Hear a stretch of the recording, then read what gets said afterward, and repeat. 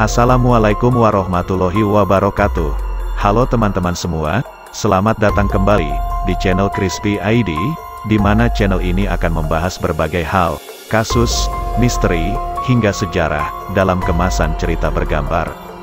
Menyambung dari video sebelumnya, admin akan kembali menceritakan tanjakan ini jika terdapat sebuah tragedi, dan pada video kali ini, admin akan mengisahkan sebuah tragedi mengerikan, di mana terdapat sebuah insiden kecelakaan, yang terjadi pada sebuah bis ketika menuruni tanjakan MN. Bermula dari kegiatan Ibu PKK, yang merupakan anggota Koperasi Permata dari Kelurahan Pisangan, Ciputat Timur Tangerang Selatan, mereka akan mengadakan rapat tahunan, dan juga sekaligus berwisata. Kegiatan di hari itu terdiri dari berbagai kumpulan koperasi, sehingga mereka membutuhkan 3 bis untuk mengakomodasi seluruh peserta. 3 bis yang disewa adalah bis pariwisata premium fashion, dengan masing-masing kapasitas 40 sampai dengan 50 orang, dan salah satu bis diketahui bernomor F7959A, dengan tujuan mereka di saat itu adalah ke Lembang. Tanggal 10 Februari tahun 2018, para peserta sudah bersiap di sekitar titik temu pukul 6 pagi. Mereka memasuki jalan tol lingkar luar Jakarta sekitar pukul 6.34 pagi hari, dan saat bis masuk di jalan tol Jakarta Cikampek, bis sempat berhenti di res area kilometer 19 dikarenakan sistem rem mengalami kegagalan, yaitu indikator tekanan udara maksimal di angka 6. Khawatir dengan kondisi ini, pengemudi bis menelpon ke operasional manajer dan akhirnya terhubung dengan mekanik 1. Mendengar kerusakan tersebut, mekanik 1 melalui telepon menyarankan agar supir bis menelpon bagian marketing dan meminta penggantian mobil bis dengan armada lain. Hanya itulah komunikasi yang diketahui. Entah apakah supir bus tersebut benar menelpon bagian marketing. Jikapun menelpon, tidak diketahui apa pertimbangannya. Yang pasti bis itu tetap digunakan dan tidak diganti dengan armada lain.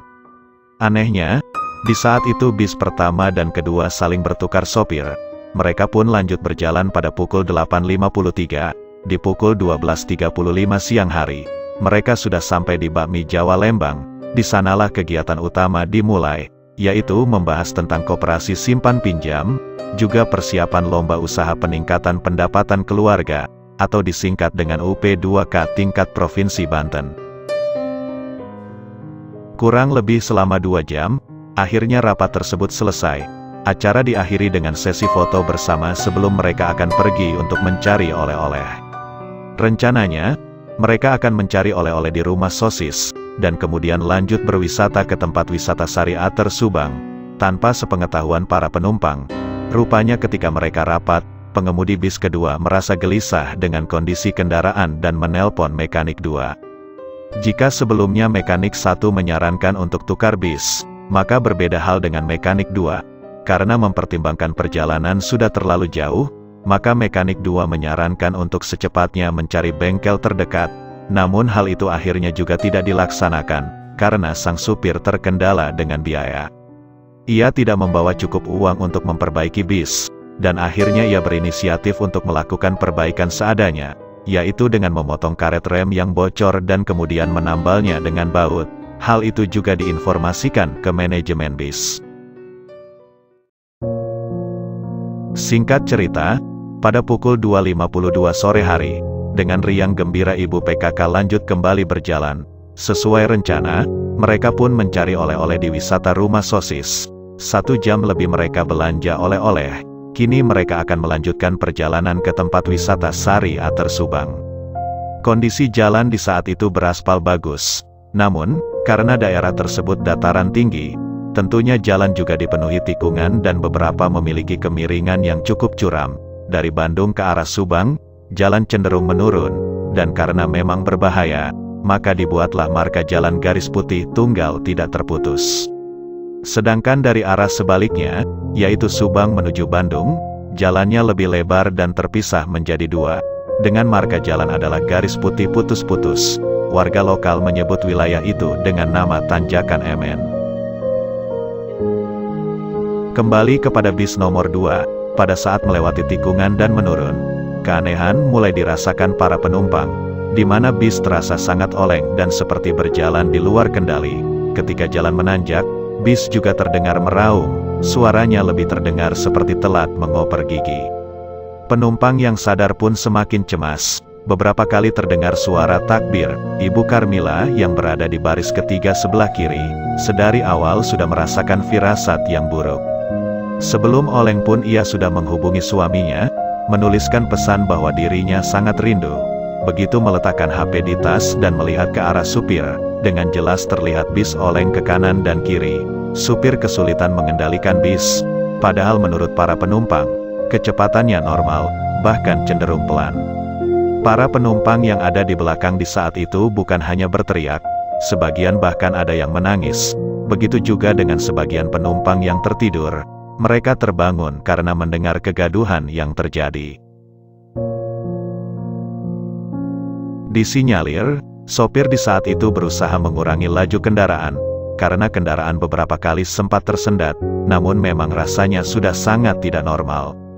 Karena kondisi yang demikian, Ibu Carmilla berpegang pada handle grip dengan kedua tangannya dalam keadaan setengah berdiri, dan tepat di saat itulah, sebuah motor menyalip bis dari samping kanan, namun motor itu tertabrak dan langsung tergilas oleh bis. Seketika, supir langsung banting setir ke kiri, di mana bis menabrak sebuah rambu lalu lintas, dan kemudian menghantam sebuah tebing dengan sangat keras. Hal itu mengakibatkan kaca bagian kiri pecah, dan sebagian penumpang terlempar keluar. Naasnya, bis kemudian ambruk ke kiri, tepat di mana para penumpang terhempas. Bis itu menimpa mereka dan mereka pun terseret hingga beberapa meter ke depan. Kejadian itu berlangsung dengan sangat cepat. Ibu Carmilla masih selamat dari peristiwa itu, karena kedua tangannya berpegang pada handle grip tepat sebelum bis menabrak motor.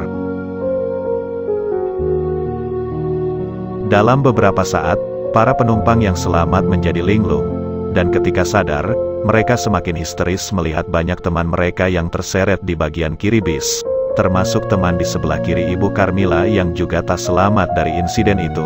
Dalam keadaan syok berat, ia mendengar pecahan kaca di bagian depan yang entah dari sang sopir ataupun kernet. Mereka rupanya berusaha keluar dari bis. Karena takut bis itu akan meledak, Ibu Carmilla merangkak ke depan ikut mereka untuk keluar dari bis. Di saat itu, HP, tas, juga seluruh barangnya masih tertinggal dalam bis. Para warga di saat itu sangat ramai, mobil yang lewat juga berhenti. Namun sayangnya, hampir semua yang ada di pinggir jalan hanya merekam memegang HP mereka dan mengarahkannya ke bis yang terguling. Karena tidak melihat ada yang menelpon polisi, dengan perlahan Ibu Carmilla mencoba mendekati seorang remaja dan berniat meminjam HP-nya.